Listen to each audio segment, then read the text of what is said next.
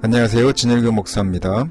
2023년 5월 8일 월요일, 또한 어버이날인 오늘 새벽 묵상을 시작하도록 하겠습니다. 우리가 함께 보실 말씀은 민수기 24장 10절에서 25절까지의 말씀이고요. 제목은 역사의 주권자이신 하나님입니다. 오늘 말씀의 주제는요, 하나님께서 그 뜻대로 역사를 주관해 가시니 감사로 그분을 기대하며 함께 동행하자는 내용입니다. 오늘 본문 말씀의 대략 내용을 이야기하면, 모압 왕 발락이 이스라엘을 저주하려던 시도는 완벽하게 실패했고 이제 이방 선지자 발람과는 결별하게 됩니다. 하지만 이스라엘 백성을 축복하려는 하나님의 뜻은 더욱더 분명해지죠. 하나님은 발람, 이방 선지자 발람을 통해서 단순한 축복이 아니라 이스라엘 백성이 만날 위대한 미래를 예언하셨습니다. 후일 그에게서 일어날 한 별은 주변 나라를 모두 무너뜨릴 것입니다.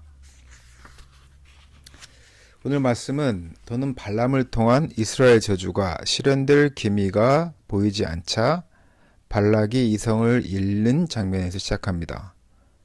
부와 권세를 약속했던 발람에게 약속을 취소하고 그것을 하나님 탓으로 돌립니다. 마지막 순간까지 하나님과 발람 사이를 갈라놓으려고 하는 것을 보십시오. 하지만 발람을 매수하고 감히 인간이 하나님의 뜻을 거슬러 자기 뜻을 관철하려고 했던 자신의 어리석음과 무모함에 대해서는 일말의 후회도 반성도 없는 것을 보게 됩니다.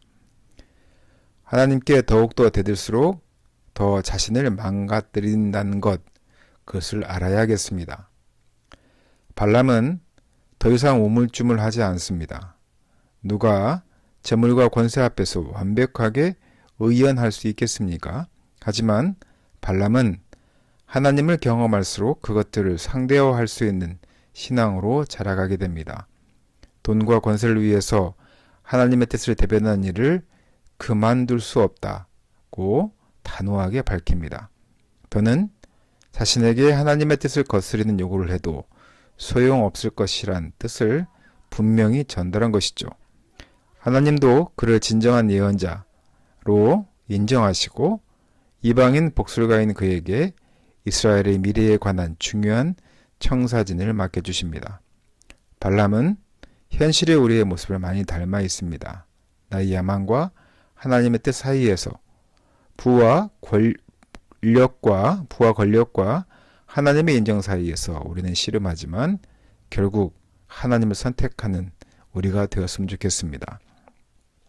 발람을 통해 들려주시는 광야의 이스라엘을 향한 하나님의 미래는 눈부시도록 아름답고 멋집니다. 이스라엘의 한 별과 한 규, 즉 왕이 나와서 모압과 에돔을 무찌르고 다스릴 것, 이것을 보게 되는 것이죠. 이것은 이스라엘 족장에게 주셨던 약속이며 장차 다윗에게서 성취되며 다윗의 후손 예수 그리스도께서 온 땅의 왕으로 등극하심으로 완성될 것입니다. 이스라엘의 길을 가로막고 그와 하나님 여호와를 인정하지 않는 아말렉과 가인 족속, 아스루와 에벨은 멸망할 것입니다. 이스라엘은 주변 나라들이 명멸을 거듭하는 동안 변치 않고 제사장 나라로서 하나님 나라를 드러내고 계시하고 그분의 뜻을 이루어갈 것입니다. 저주를 받을 자가 아니라 축복의 도구로 쓰임받을 것을 알게 되는 것이죠. 오늘 말씀을 통해서 뜻을 세우신 하나님께서는 지치지 않고 그 뜻을 이루어 가심을 보게 됩니다.